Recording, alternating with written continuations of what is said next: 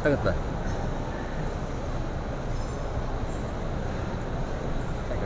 Masuk.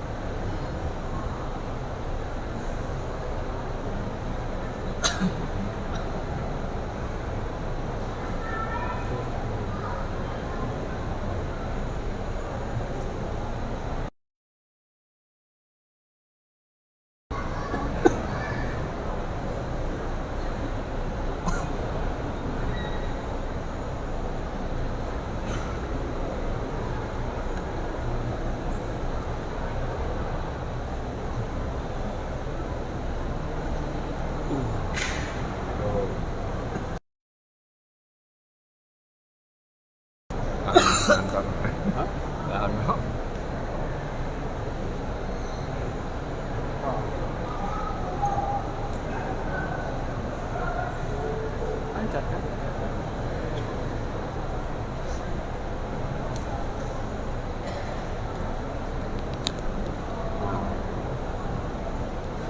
Ya Allah.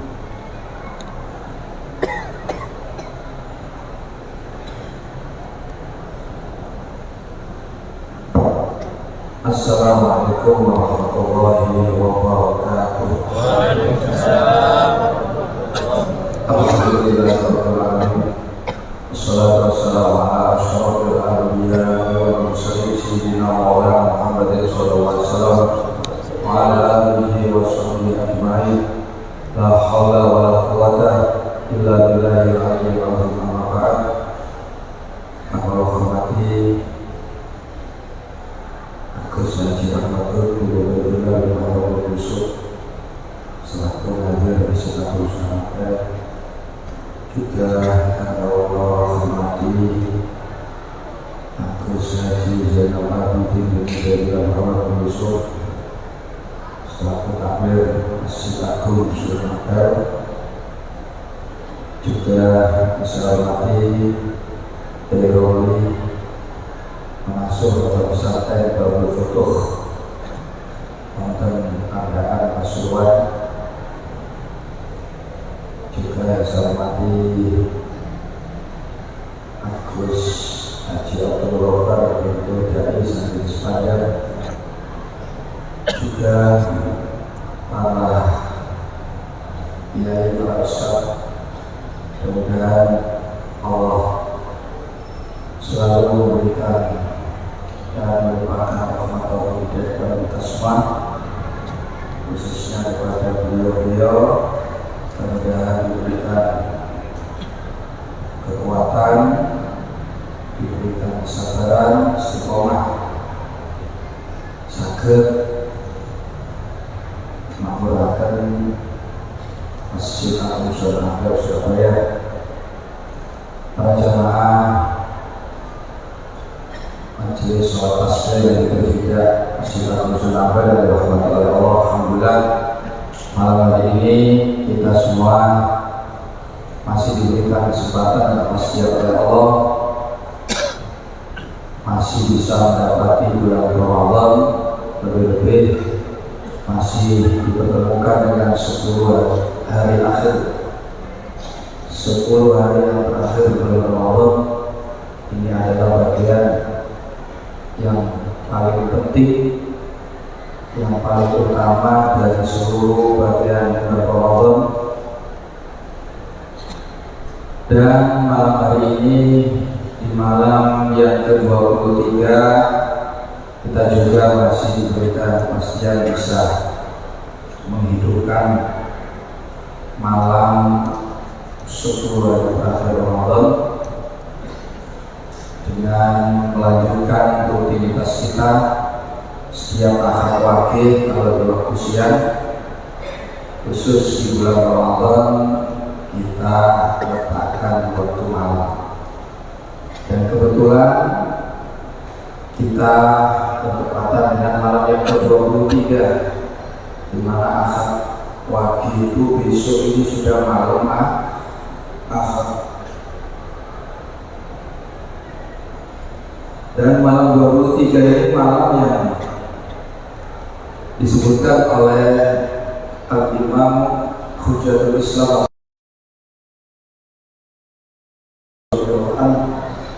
juga dikuatkan oleh pernyataan Syekh Al-Hasan Asy'adili tentang kaidah mencari Lailatul Qadar di 10 hari yang terakhir.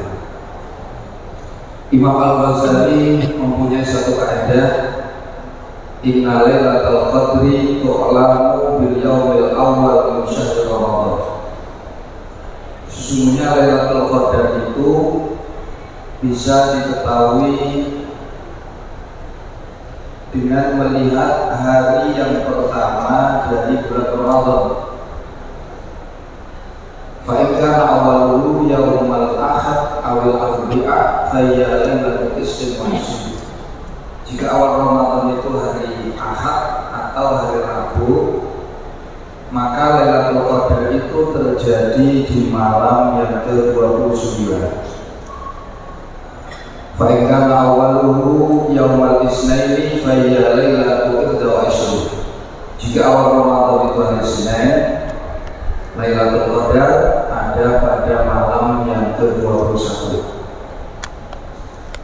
Fa in kana awwaluhu yaumas sulasai awil jum'ati fa hiya lailatul 27. Jika awal Ramadan itu hari Selasa atau hari Jumat, maka Lailatul Qadar itu ada di malam ke-27. Fa in kana awwaluhu yaumal khamisi fa hiya lailatul 25. Jika awal Ramadan itu hari Kamis, maka Lailatul Qadar ada di malam yang ke-25. Nah, fa in kana awwaluhu yaumas sabti fa hiya lailatul 23. Jika awal Ramadan itu hari Sabtu, maka Lailatul Qadar ada di malam ke-23.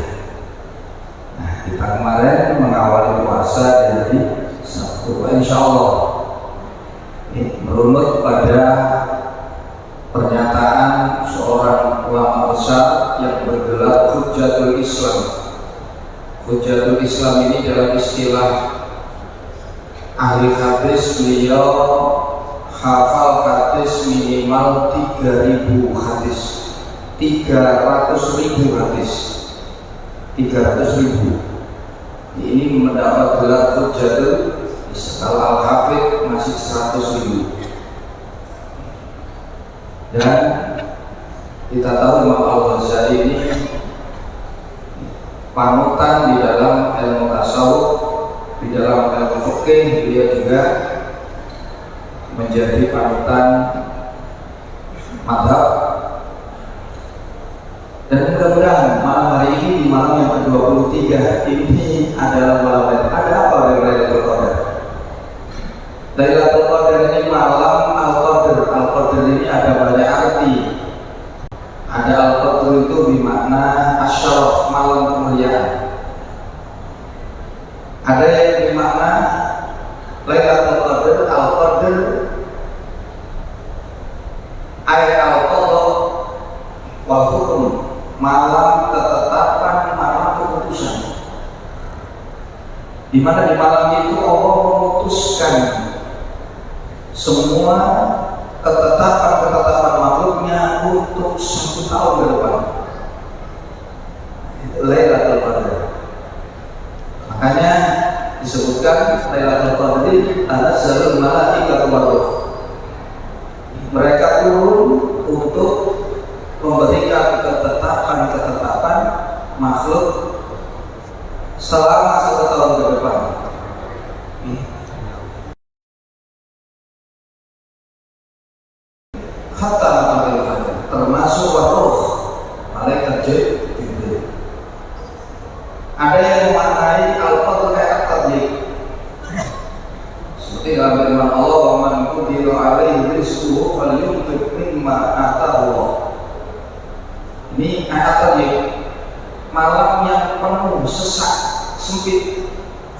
Kenapa? Karena semua malaikat dan termasuk malaikat yang turun ke bumi, sehingga bumi ini terasa penuh sesak. Nah, ini malam Lailatul Qadar. Nah, Lailatul Qadar ini malam yang istimewa, pemberian Allah secara khusus untuk Rasulullah dan umatnya. Ini disebutkan dalam satu keterangan Asbabun Nuzul, Inna anzalnahu fi Lailatul Qadar. Itu ada yang mengatakan Nabi ketika sakit keras, saat-saat menjelang kepergian beliau susah, beliau sedih. Ditanya, kenapa kau sedih? Padahal beliau ini dosanya sudah diampuni, di dalam kau sedih. Ternyata kesedihan beliau ini terkait dengan turunnya malaikat Jibril.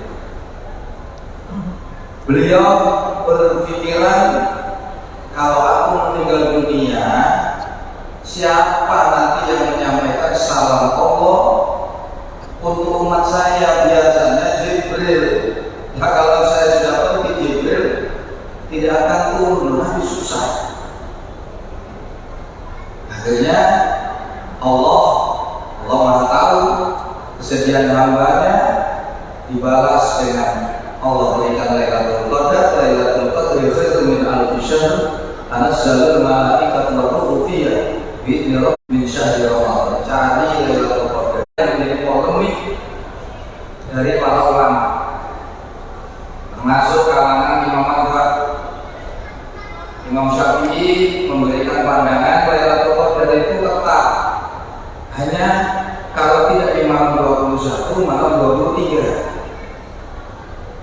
Beda dengan Imam Maliki, Imam Hambali. Beliau berpandangan Lailatul Qadar itu tetap gak pindah-pindah. Dia ada di malam yang ke-27. Kalau Imam Hanafi itu di awal Ramadan, malam pertama. Ulama macam-macam, ada malam 17, ada malam 25, ada 29. Ini yang termasuk. Jadi kita nggak usah sibuk mencari Lailatul Qadar. Yang terpenting kita mengikuti, mencontoh apa yang dicontohkan oleh Rasulullah SAW.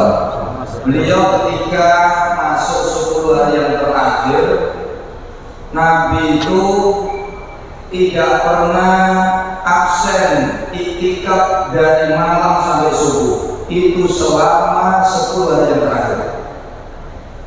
Ini diceritakan oleh beliau, istri beliau Sayyidatina Aisyah radhiyallahu anha, inna Nabi sallallahu alaihi wasallam ya'taqifu fil ashril awakhir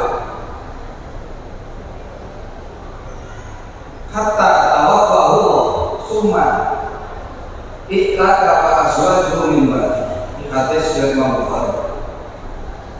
Aisyah bercerita, sesungguhnya Nabi itu selalu beriktikaf di 10 hari yang terakhir sampai beliau wafat. Dipanggil pulang saja, kemudian dilanjutkan oleh istri-istri beliau sepeninggal Rasul. Dalam hadis lain riwayat Imam Muslim, karena Nabi SAW itu fil asril awakhir maka yajtahidu fi ghairi. Nabi itu apabila Ramadan telah memasuki 10 hari yang terakhir, beliau kesungguhannya di dalam ibadah melebihi kesungguhan beliau di selain 10 hari yang terakhir. Inilah yang menjadi landasan kita, dan sangat dianjurkan. Semuanya baik Ramadan, tapi di 10 hari yang terakhir sunnatun muakkadatun, hampir bahwa masih kalau tidak dihidupkan kena umatku. Inilah kita alhamdulillah malam hari ini masih diberikan kasih sayang oleh Allah, diberikan pertolongan, bisa menghidupkan mudah-mudahan seluruhnya, tapi setidaknya malam hari ini kita diberikan kesempatan oleh Allah di malam yang ke-23, insya Allah kita nanti akan bersama-sama melaksanakan sholat tasbih, kemudian akan berzikir tidak tebusan, menebus, membeli baik untuk diri kita sendiri maupun untuk orang lain. Menebus dari apa? Dari siksa neraka. Itu dzikir hijab. Kita membeli, membebaskan diri kita dari api neraka lewat dzikir. Ini yang disebut dzikir hijab. Jadi semua amalan-amalan baik kita, terutama dzikir ini untuk pembebasan diri kita dari api. Peluangnya di bulan Ramadan jauh lebih besar. Bukan berarti besar itu hanya di Ramadan, setiap waktu boleh di Ramadan lebih besar lagi. Karena ini bulan yang terbaik di antara semua bulan. Hanya hamparan rahmat, hamparan ampunan, hamparan jaminan Allah dari terbebas dari api. Orang yang berzikir di bulan Ramadan itu pasti dosanya diampuni. Dan orang yang meminta kepada Allah di bulan Ramadan pasti dia akan dijawab. Ini yang dikatakan Nabi SAW. Hadis riwayat Imam Al-Baihaqi, "Zakirullahi fi Ramadan, zakirullahi fi lailati." Orang yang berzikir di bulan Ramadan itu maghfur, orang yang pasti diampuni. Dan orang yang meminta di bulan Ramadan juga pasti tidak akan kecewa. Dan nanti zikir 1000 sholat, zikir sampai nyuwun minta kepada Allah. Kalau permintaan itu permintaan yang baik, pasti Allah kabulkan. Amin. Tapi kalau permintaan itu permintaan yang berbahaya, Allah akan mending, dipending, bukan lagi tidak diberi.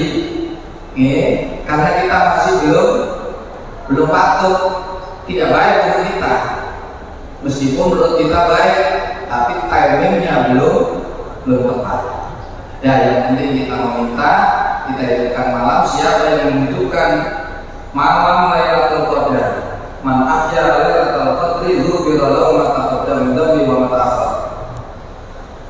Dosa-dosa yang lalu dan yang akan datang diampuni oleh Allah. Dalam hadis lain, siapa yang menghidupkan malam Lailatul Qadar,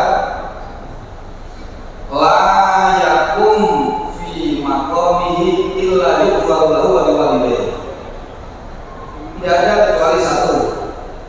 Dia berdiri dalam keadaan dosanya diampuni dan dosa kedua orang tuanya diampuni. Yang kedua, wa yaqasulul malaikata ilal jinani yadrisuna al-asja wa yabnuna al-qasr.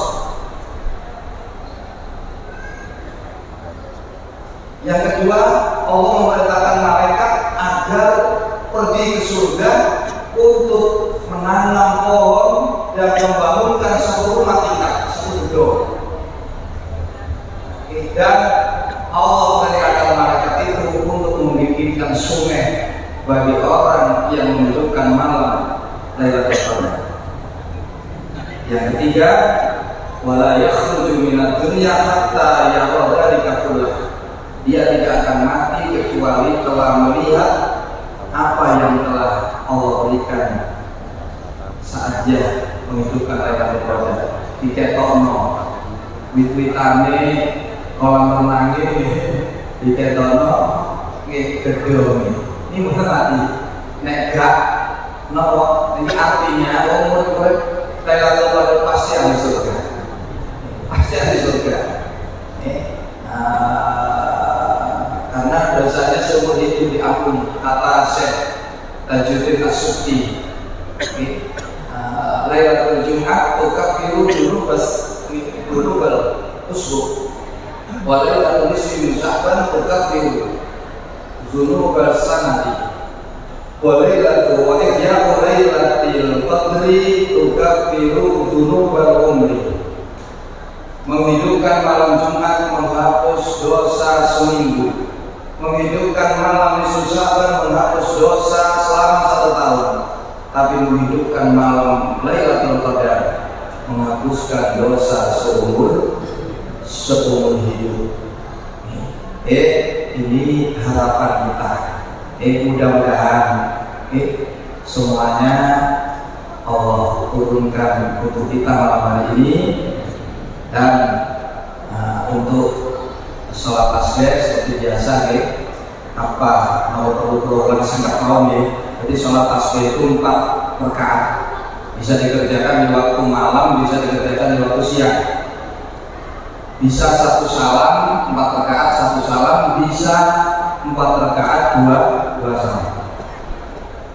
Nah, untuk yang terbaik itu 1 salam atau 2 salam, Imam Nawawi Syarafuddin An-Nawawi itu memberikan pandangan tergantung pengerjaan. Kalau dikerjakan di waktu siang, yang afdol itu 1 salam, seperti sholat di waktu siang, sholat zuhur, sholat asar. Tapi kalau dikerjakan di waktu malam, yang afdol itu 2 salam, seperti sholat malam, sholat subuh itu 2 rakaat salam, 2 rakaat salam. Nanti insya Allah karena ini dikerjakan di waktu malam, nanti dikerjakan dengan 2 salam. Masalah bacaannya, bacaan sholat malam ya jahriyah. Kalau sholat siang sirri, ini karena dikerjakan di waktu malam, nanti bacaan Fatihah suratnya jahriyah untuk imamnya, seperti sholat malam. Dan tata caranya sholat tasbih ini dengan niat usul sunat tasbih rakaataini makmuman. Kemudian Anda baca ta'awud, baca doa iftitah, baca Fatihah. Imam setelah baca surat itu baca tasbih 15 kali. Bacaan tasbihnya ini sama aja, subhanallah, alhamdulillah, wala ilaha illallah, Allahu akbar, 15 kali. Kemudian rukuk, baca doa rukuk, baca tasbih 10 kali, alhamdulillah, wala ilaha illallah. Kemudian i'tidal, baca doa i'tidal, setelah itu baca tasbih 10 kali. Sujud pertama, setelah baca doa sujud, baca tasbih 10 kali. Duduk di antara 2 sujud, setelah baca doa duduk, baca tasbih 10 kali. Sujud kedua, baca doa sujud, baca tasbih 10 kali. Kemudian duduk istirahat, ini disunahkan. Nah, di dalam duduk istirahat itu baca tasbih 10 kali. Kalau tidak pakai duduk istirahat langsung berdiri, boleh, tapi tidak dapat kesunahan. Cuman sebelum baca Fatihah baca tasbih 10 kali.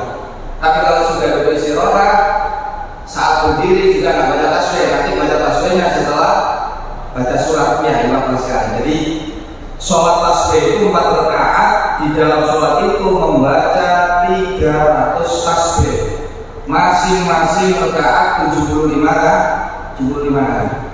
Ini kalau kita hitung berdiri 15, rukuk 10, i'tidal 10, sujud pertama 10, duduk di antara 2 sujud 10, duduk kedua, sujud kedua 10, istirahat 10, itu 75. Mungkin kita sampai terakhir, saat ini tasawuf akhir pun salam bisik sampai baca tasbih 10 kali. Kalau khasiatnya jelas sebuah busuk mawon. Sayyidina Ibnu Abbas, paman Nabi inilah yang pertama kali diajari Nabi sholat tasbih. Kalau bisa dikerjakan setiap hari, tidak bisa seminggu sekali, tidak bisa 1 bulan sekali, tidak setahun sekali, tidak bisa seumur hidup juga. Sesungguhnya sholat tasbih itu menghapus 10 macam dosa. Dosa yang lama, dosa yang baru, dosa kecil, dosa besar, dosa banyak maupun sedikit, terang-terangan maupun sembunyi. tidak ada orang setelah sholat tasbih itu semua dosanya diampuni. Yang lalu, yang baru, yang kecil, yang besar, yang sedikit, yang banyak, yang terang-terangan sembunyi-sembunyi, yang sengaja atau tidak. Ya itulah harapan kita. Kalau dosa kita sudah diampuni, mudah-mudahan Allah jalankan kita akhirat. Nah, ini saya kira demikian yang dapat saya sampaikan ini sebelum acara sholat dan zikir dimulai seperti biasa akan dibuka oleh beliau Al-Mukarram Gus Syekh Ahmad Dut. Kepada beliau kami bersilakan.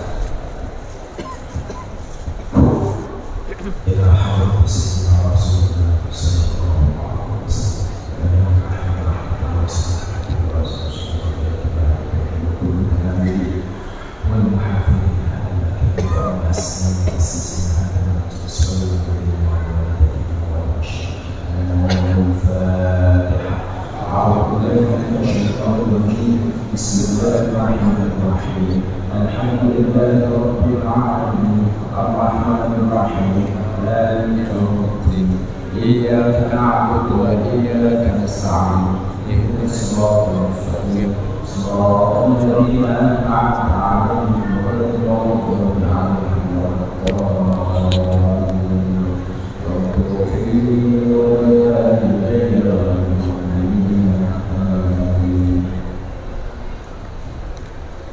Bersyukur kepada beliau. Selanjutnya sholat tasbih akan dipimpin oleh Al-Mukarram. Nah, dia akan diimami oleh Kiai Romli Mahfud Sangat